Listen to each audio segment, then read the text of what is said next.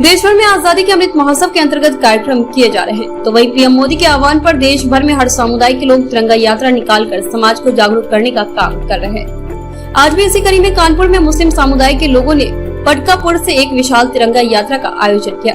इस तिरंगा यात्रा में मुस्लिम समुदाय के साथ साथ अन्य धर्मों के लोग भी शामिल रहे। देशभक्ति गानों के धुनों पर आजादी के दीवानों की यह तिरंगा यात्रा पटकापुर से उठकर शहर के तमाम इलाकों से होते हुए फूलबाग गांधी प्रतिमा पर जाकर समाप्त हुई। कानपुर से संवाददाता शकील अहमद की रिपोर्ट।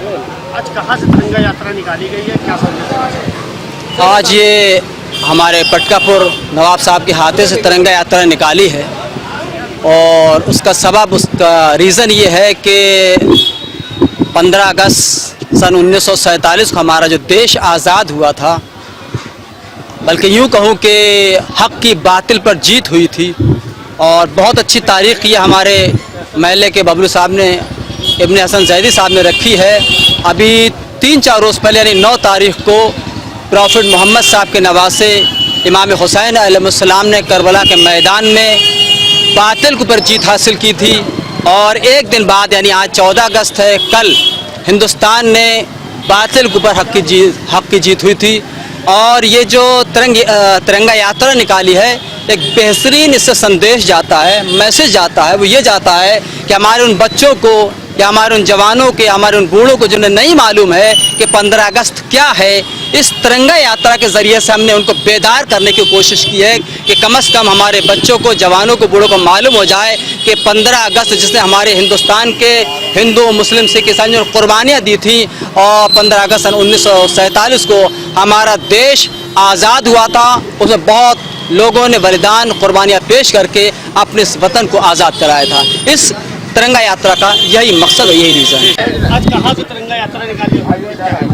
आज हम लोगों ने नवाब साहब के हाथे जो है वहाँ से ये तिरंगा यात्रा निकाली गई है और ये फूलबाग गांधी प्रतिमा तक जाएगी, वहीं पे इसका समापन होगा। और ये आज़ादी हम सबको बहुत मुश्किल से मिली है, इतनी मुश्किल से मिली है कि जिसको बयान नहीं किया जा सकता। हम सबको इसको बहुत सहेज के रखना है और भाईचारा कायम करके रखना है। बगैर भाईचारे के कुछ नहीं हो सकता। और हम बहुत खुशनसीब हैं कि कानपुर की सरजमीन पे पैदा हुए। ये बलिदानियों की ज़मीन है जिसने सबसे ज़्यादा, अगर मैं कम से नहीं कहूँगा, लेकिन कानपुर की सरजमीन ने सबसे ज़्यादा कुर्बानियाँ दी हैं। यहाँ आज़म अली खान ने अपने बेटों को खोया, नाना राव पेशवा, तात्या टोपे, अजीज़न बाई, ऐसे तमाम, शालिग्राम शुक्ल, ऐसे तमाम बलिदानी पैदा हुए जिन्होंने अपनी जानें इस मुल्क की आज़ादी के लिए दे दी। आपको यह मालूम होना चाहिए 1857 की जो पहली आज़ादी की लड़ाई थी उसमें कानपुर का सबसे अहम रोल था। और उस लड़ाई में हमारे 40,000 हिंदुस्तानी शहीद किए गए थे। यही फूलबाग है, बमुश्किल यहाँ से 200 मीटर की दूर है कंपनी बाग, जहाँ पे आज स्केटिंग रिंक है। वहाँ पर अंग्रेज़ों ने चुन चुन के हिंदुस्तानियों को